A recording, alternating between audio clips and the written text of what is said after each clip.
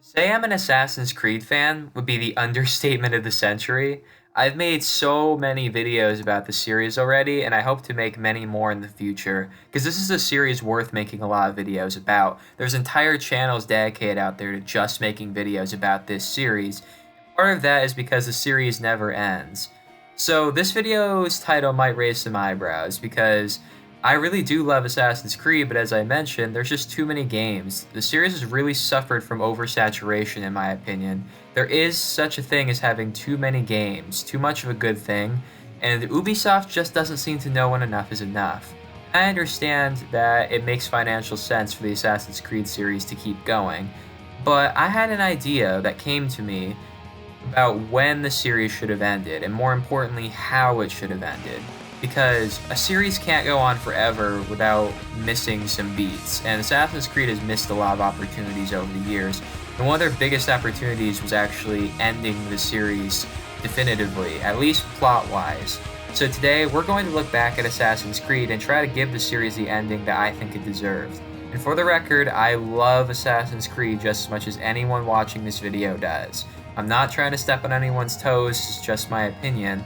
I know that some people out there are going to think that Assassin's Creed is just fine the way it is, or they'll have a different version of how they think it should have gone. There's going to be people out there that don't think I'm doing a good job with this, but again, this is just my opinion. If you don't agree with me, that's fine. But I do hope that this video will only make you remember how much you love the games. So if you don't agree with me, then I hope that this video at least helps you to remember what you loved about Assassin's Creed. So without further ado, let's fix Assassin's Creed.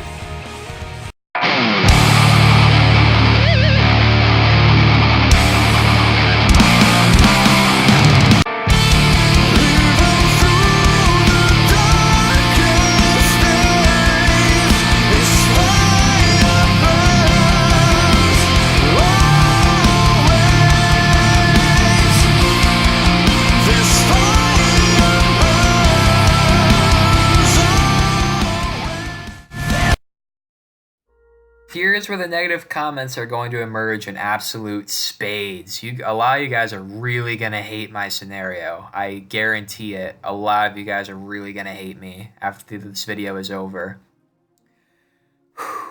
I would have ended the series at Assassin's Creed 4 Black Flag, meaning that any game after Black Flag wouldn't have happened. At least not in the same exact way. I'll explain what I mean later.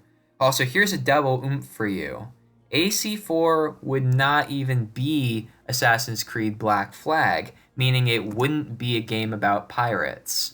Now, I know that this sounds like I'm ruining the series, but instead of fixing it, but just let me explain. In my version of events, Assassin's Creed 3 is a completely different game. In my version, AC3 features Haytham Kenway as the main character instead of Connor.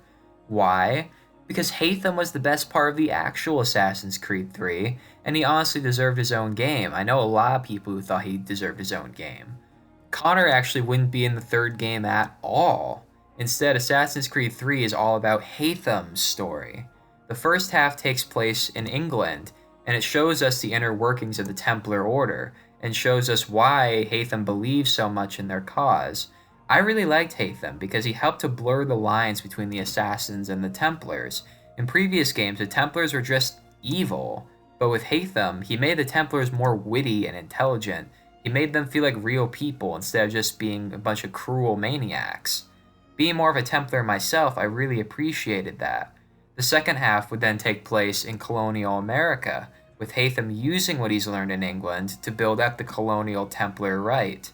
Assassin's Creed 3 ends with the birth of Connor Kenway, so that people who are not into the Templar cause in any form can have a bit of an optimistic assassin-themed ending.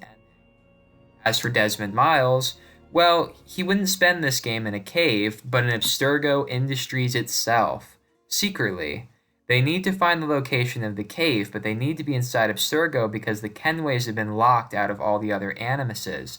They can't access the Kenway memory files in their version of the Animus, so they have to go right to the source. So he spends the game secretly inside Abstergo using their Animus. And by the end of the game, they have the cave's location from Hatham's memories, and after killing Warren Vidic, they travel there. Assassin's Creed 4, instead of being Black Flag, is going to be all about Connor Kenway in colonial America. And before you start hounding on me, this version of Connor is not going to be exactly the same as the Connor that we know.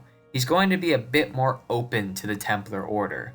You see, in the actual Assassin's Creed 3, Hatham gave Connor all this advice about the world. He told him that the American Revolution was all his fault, and that the Assassin's way of doing things is all wrong. The way Hatham says these things is very powerful, which makes it even more frustrating that Connor actually never listened to him. In the end of his actual game, he didn't really learn his lesson. He's still just as immature as he was in the beginning. So in my version, Connor is still an assassin primarily raised by Achilles. He has deep conversations about the Assassin Brotherhood with him, and his resolve is clearly strengthened in the player's view, which only makes it even more important that when Hatham tells him all about the Templars, that we see Connor struggling with who to believe. He wants to believe Achilles, but he can't deny that some of what Hatham is saying is true. He recognizes that he's made a lot of mistakes as an assassin, so he spends his game struggling with who he wants to be. Similar to his ancestry, he's quite literally split between two different lives. He stays an assassin because that's what he knows, but he clearly has his doubts. By the end of his game, however, Connor would still kill Hatham. However, in this version, Connor is clearly a lot more reluctant to do so. He shows a lot more remorse. He has tears stinging in his eyes, and then he has this moment where he just stares at his hidden blade and he sees his father's blood on it. And then he looks at his father's glassy eyes, and the player is presumably really sad because they've grown to care about Hatham from Assassin's Creed 3. So in the end, Connor still shaves his head and he kills Charles Lee, but he's not satisfied. He doesn't actually feel complete by killing Charles Lee. He thought killing Charles Lee would make him feel better because it was his lifelong mission to get revenge on him. But by the time he returns to the homestead, he doesn't know what to do anymore. So he just buries everything. The key, his robes, his hidden blade, and both of his fathers. He buries Assassin and Templar right next to each other. And then he ends his game by deciding not to be an assassin or a Templar. He looks back at his life and sees all the pain and death and struggle that this war has caused around him. He was forced to kill his own father for this war.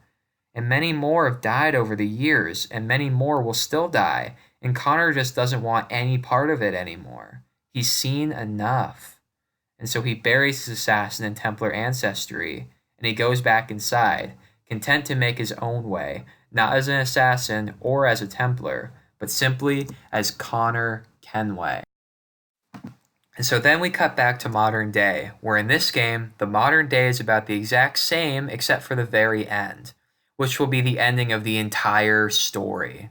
Desmond makes his way through the cave, where he's approached by the three Isu, Minerva, Jupiter, and Juno.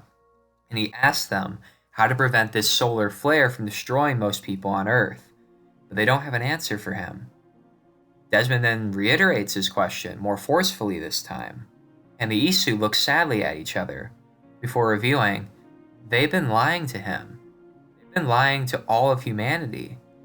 They reveal that there is no way to save the world. The solar flare is inevitable. And yes, I know that this ending sounds just like Terminator 3's, but the ending to Terminator 3 was the best part of that movie, and honestly, I think Assassin's Creed needed an ending like this. So obviously, when this is said, everybody in the cave is shocked. The Isu then explain that they tried 6 different ways to save the world, but all of them failed. Just like in the real game, they said that. No matter how hard they tried, they just couldn't find a solution. So they remind Desmond that they aren't gods. They can die just like anyone. Then they reveal that they've been lying to Desmond and his ancestors for centuries about there being a way to save the world. There is no way to truly save the world. They then reveal that they created a bunch of caves all around the world, made with a strong enough material to protect whoever is inside, but they couldn't shield the whole world. They then reveal the 2012 Great Catastrophe is happening now, and people are in their caves per their instruction, that billions of people are dying as they speak. Desmond and his friends are absolutely shell-shocked. Desmond asks them why they lied to them. They explain that they wanted to build up their hopes so that they wouldn't spend their entire lives being depressed about their failure to save the world. Instead, celebrate the life that they had left. The Assassin and Templar War was ultimately pointless. The Isu then tell Desmond to learn from his ancestors, because now humanity needs someone to lead them into a rebuilding stage. So Desmond has an epiphany, just like Connor did before him, and he turns around to his father and to both of his friends. He remembers stabbing Lucy, and he recalls everyone who died in his ancestors' memories. So he removes his hood and his hidden blade, and he drops them on the ground. The game ends with Desmond simply sitting down, crying, but patiently waiting for when it's safe to go outside and see the world again. And after this, if they still want to make more games, that's fine, but they wouldn't feature the animus in any form, and they would simply be about seeing other people's stories. They wouldn't have an impact on the overall narrative, but would still be fun games that would add to the mythos. That is how I would fix Assassin's Creed.